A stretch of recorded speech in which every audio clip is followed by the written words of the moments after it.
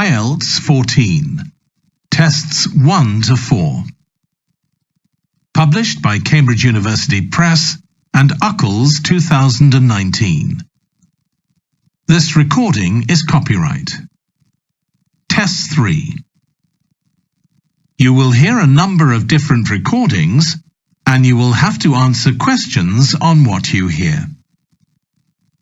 There will be time for you to read the instructions and questions, and you will have a chance to check your work. All the recordings will be played once only.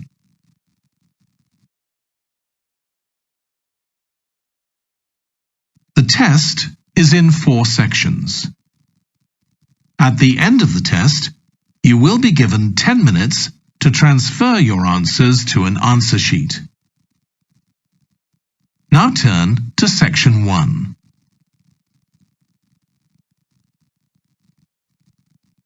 Section 1.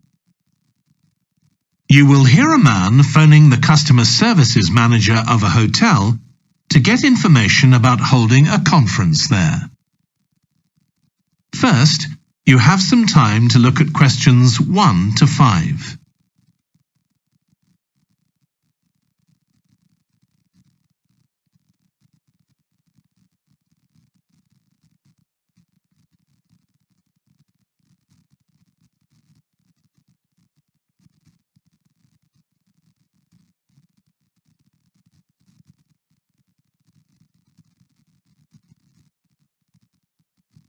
You will see that there is an example that has been done for you. On this occasion only, the conversation relating to this will be played first. Hello, Flanders Conference Hotel. Oh, hi. I wanted to ask about conference facilities at the hotel. Have I come through to the right person? You have. I'm the Customer Services Manager. My name's Angela. The name of the Customer Services Manager is Angela. So Angela has been written in the space. Now we shall begin. You should answer the questions as you listen because you will not hear the recording a second time. Listen carefully and answer questions 1 to 5. Hello, Flanders Conference Hotel. Oh, hi. I wanted to ask about conference facilities at the hotel. Have I come through to the right person? You have. I'm the Customer Services Manager. My name's Angela. So, how can I help you? Well, I'm calling from Barrett & Stanson's. We're a medical company based in Perth. Oh, yes? And we're organising a conference for our clients to be held in Sydney. It'll be held over 2 days, and we're expecting about 50 or 60 people. When were you thinking of having it? Sometime early next year, like the end of January. It'd have to be a weekend. Let me see. Our conference facilities are already booked for the weekend beginning January the 28th. We could do the first weekend in February. How about January the 21st? I'm afraid that's booked too. Well, let's go for the February date then. So, that's the weekend beginning the 4th. Okay. Now, can you tell me a bit about what conference facilities you have? Sure. So, for talks and presentations, we have the Tesla room. Sorry? Tesla, that's spelled Tesla. It holds up to 100 people and it's fully equipped with a projector and so on. How about a microphone? Yes, that'll be all set up ready for you. And there'll be one that members of the audience can use too, for questions if necessary. Fine. And we'll also need some sort of open area where people can sit and have a cup of coffee. And we'd like to have an exhibition of our products and services there as well, so that'll need to be quite a big space. That's fine. There's a central atrium with all those facilities, and you can come before the conference starts if you want to set everything up. Great. And I presume there's Wi-Fi? Oh, yes. That's free and available throughout the hotel. Okay. Would you also like us to provide a buffet lunch? We can do a 2-course meal with a number of different options. What sort of price are we looking at for that? Well, I can send you a copy of the standard menu. That's $45 per person. Or you can have the special for $25 more. I think the standard should be okay, but yes, send me the menu.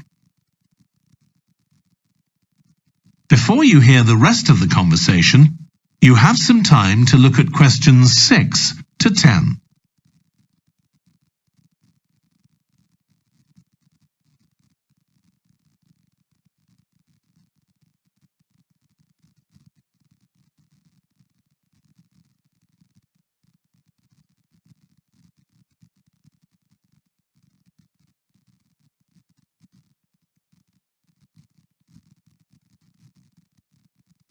Now listen and answer questions 6 to 10.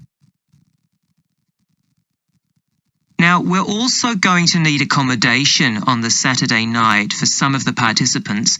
I'm not sure how many, but probably about 25. So what do you charge for a room? Well, for conference attendees, we have a 25% reduction, so we can offer you rooms at $135. Normally, a standard room's $180. And does that include breakfast? Sure. And of course, guests can also make use of all the other facilities at the hotel. So we've got a spa where you can get massages and facials and so on. And there's a pool up on the roof for the use of guests. Oh, great. Now, what about transport links? The hotel's downtown, isn't it? Yes. It's about 12 kilometres from the airport, but there's a complimentary shuttle bus for guests, and it's only about 10 minutes walk from the central railway station. Okay. Now, I don't know Sydney very well. Can you just give me an idea of the location of the hotel? Well, it's downtown on Wilby Street. That's quite a small street, and it's not very far from the sea. And of course, if the conference attendees want to go out on the Saturday evening, there's a huge choice of places to eat. Then, if they want to make a night of it, they can go on to one of the clubs in the area. There are a great many to choose from. Okay. So if we go ahead with this, can you give me some information about how much we're looking at? That is the end of section 1. You now have half a minute to check your answers.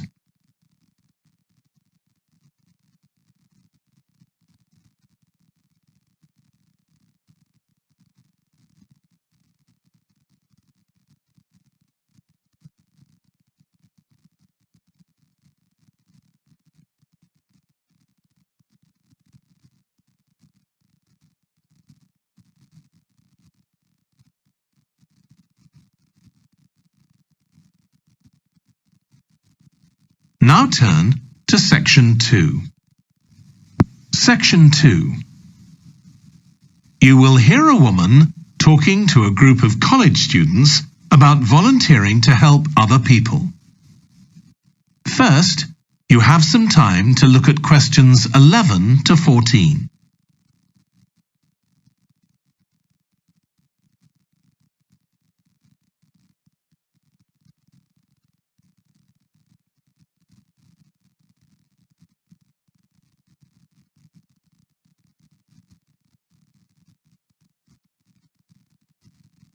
Now listen carefully and answer questions 11 to 14.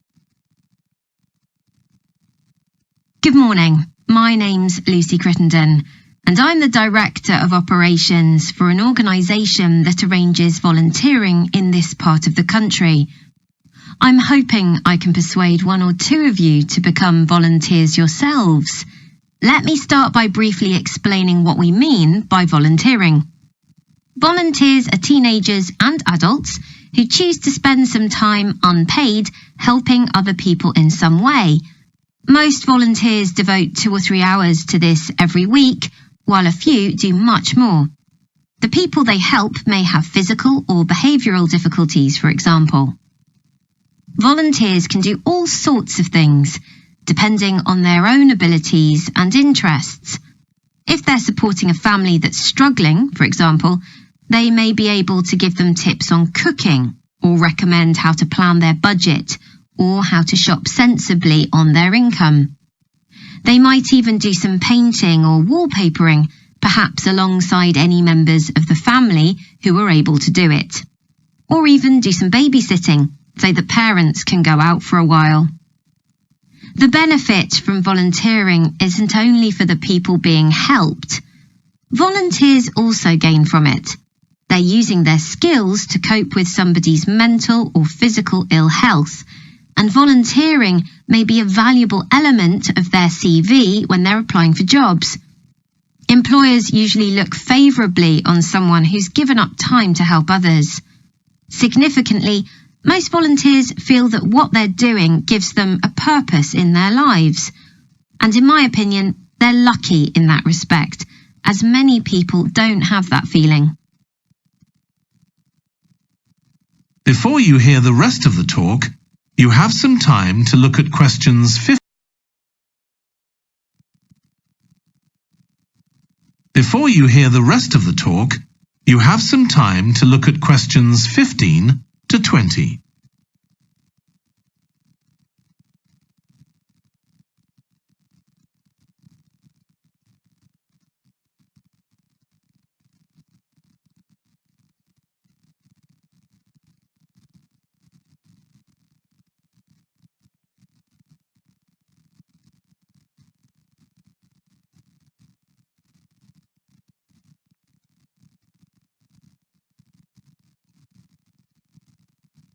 Now listen and answer questions 15 to 20.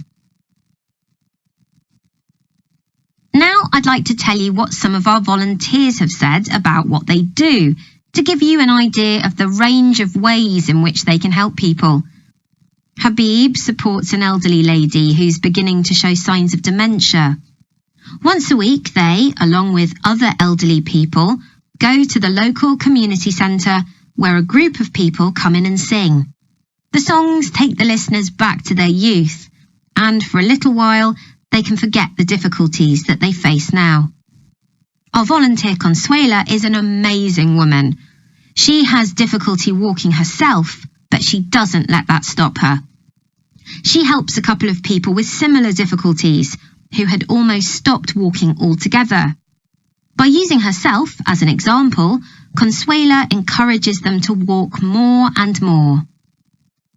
Min visits a young man who lives alone and can't leave his home on his own, so he hardly ever saw anyone. But together they go out to the cinema or to see friends the young man hadn't been able to visit for a long time. Tanya visits an elderly woman once a week. When the woman found out that Tanya is a professional dressmaker, she got interested. Tanya showed her some soft toys she'd made, and the woman decided to try it herself. And now she really enjoys it and spends hours making toys. They're not perhaps up to Tanya's standard yet, but she gains a lot of pleasure from doing it. Alexi is a volunteer with a family that faces a number of difficulties. By calmly talking over possible solutions with family members, he's helping them to realise that they aren't helpless and that they can do something themselves to improve their situation. This has been great for their self-esteem. And the last volunteer I'll mention, though there are plenty more, is Juba. She volunteers with a teenage girl with learning difficulties who wasn't very good at talking to other people. Juba's worked very patiently with her, and now the girl is far better at expressing herself and at understanding other people. Okay, I hope that's given you an idea of what volunteering is all about. Now I'd like to talk to you about... That is the end of section 2. You now have half a minute to check your answers.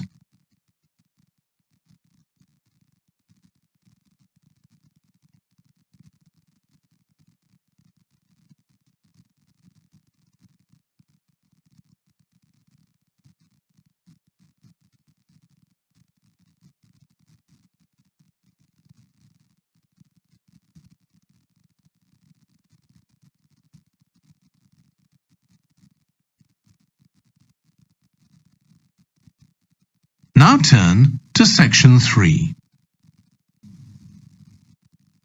Section 3. You will hear a trainee music teacher called Joe talking to his supervisor about the school marching band that he has been given responsibility for. First, you have some time to look at questions 21 to 26.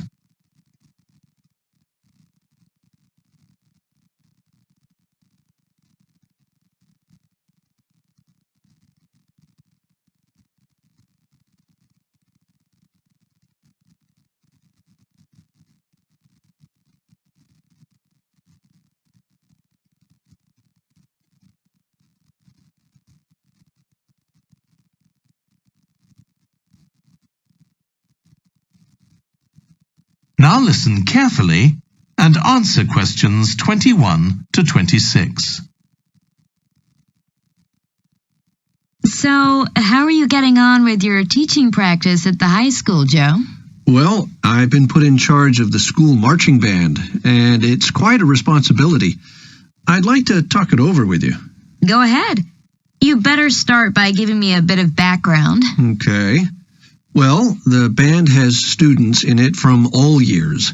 So they're aged 11 to 18, and there are about 50 of them altogether. It's quite a popular activity within the school. I've never worked with a band of more than 20 before, and this is very different. I can imagine.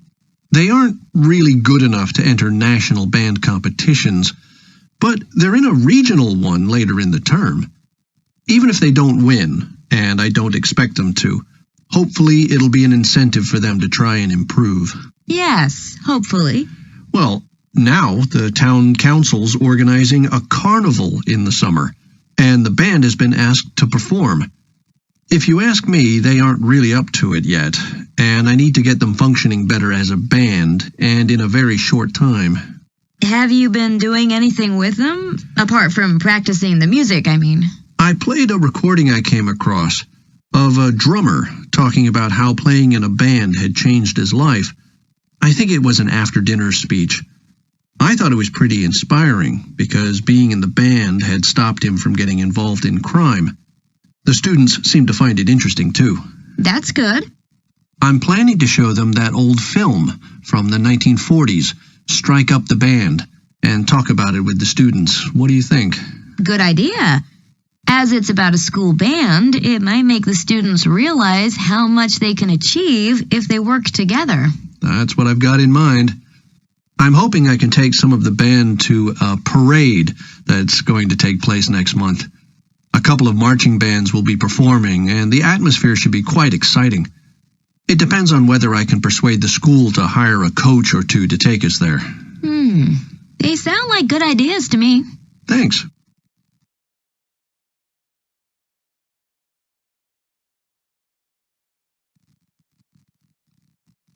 Before you hear the rest of the discussion, you have some time to look at questions 27 to 30.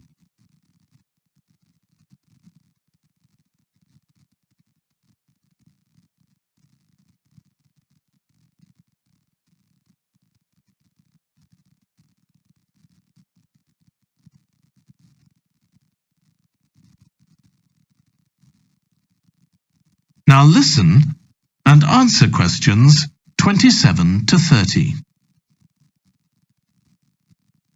Can I tell you about a few people in the band who I'm finding it quite difficult to cope with? I'm sure you'll have some ideas about what I can do. Go ahead. There's a flautist who says she loves playing in the band. We rehearse twice a week after school, but she's hardly ever there. Then she looks for me the next day and gives me a very plausible reason. She says she had to help her mother, or she's been ill, but to be honest, I don't believe her. Oh dear. Any more students with difficulties? Plenty.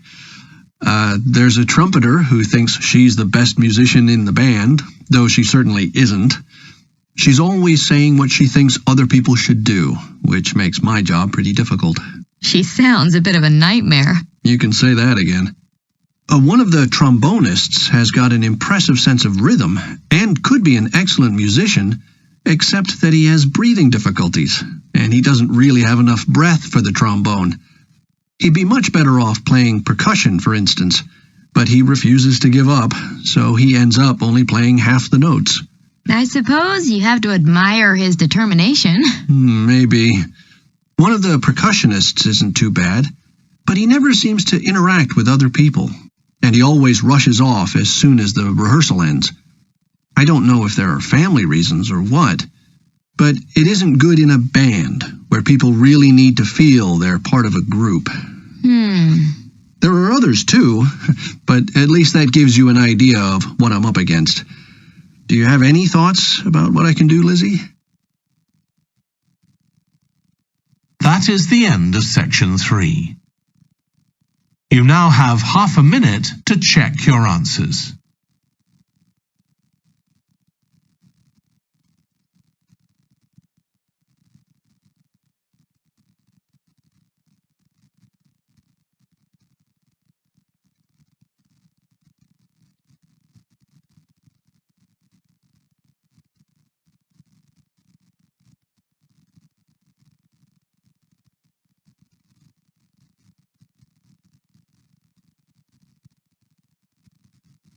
Now turn to section 4. Section 4. You will hear a British university lecturer in music talking about concerts in an arts festival. First, you have some time to look at questions 31 to 40.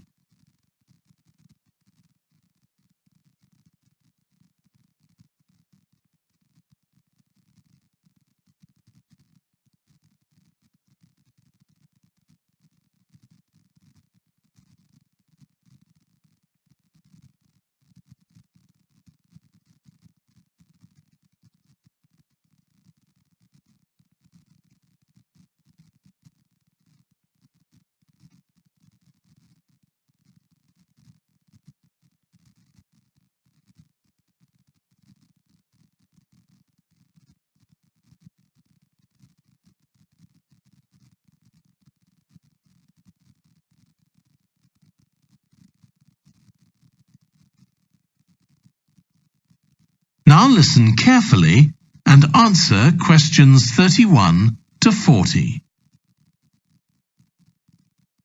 As you all know, the university is planning an arts festival for later this year, and here in the music department we've planned 3 concerts. These will be public performances, and the programme has just been finalised. The theme of the festival is links between the UK and Australia, and this is reflected in the music. Each concert will feature both British and Australian composers.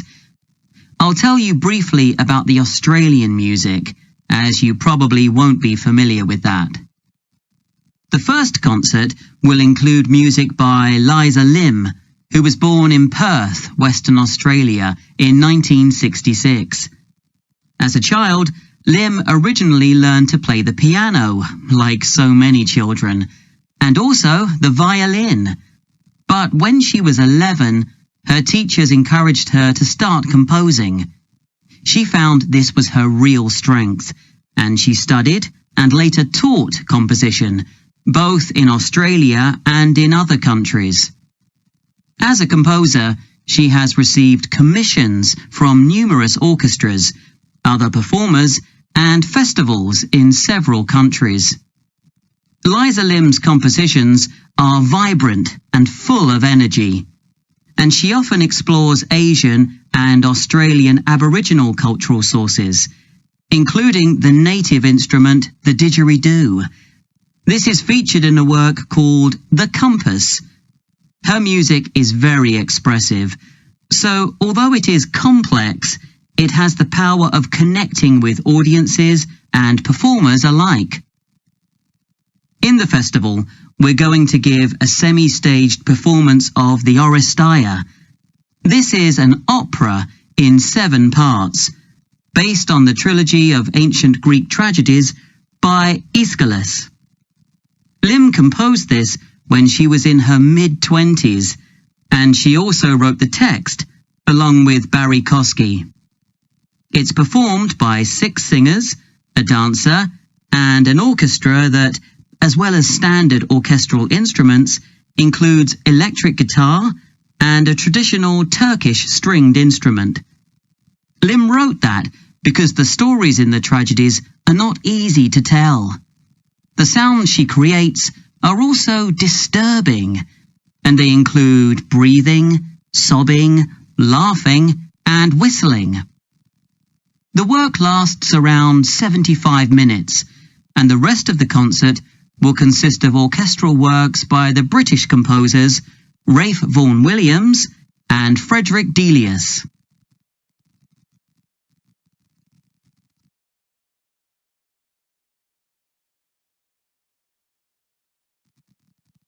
Moving on now to our second concert.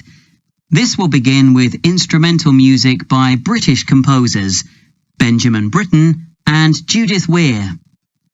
After the interval, we'll go to Australia for a piece by Ross Edwards, The Tower of Remoteness. According to Edwards, the inspiration for this piece came from nature when he was sitting alone in the dry bed of a creek, overshadowed by the leaves of palm trees, listening to the birds and insects. The Tower of Remoteness is scored for piano and clarinet. Edwards says he realized years after writing the piece that he had subconsciously modelled its opening phrase on a bird call. Ross Edwards was born in 1943 in Sydney, Australia, and studied at the Sydney Conservatorium of Music and the Universities of Adelaide and Sydney. He's well known in Australia, and in fact, he's one of the country's most performed composers. He's written a wide range of music, from symphonies and concertos to some composed specifically for children. Edwards's music has been described as being deeply connected to Australia, and it can be regarded as a celebration of the diversity of cultures that Australia can be proud of. The last of the 3 Australian composers to be represented in our festival is Carl Vine.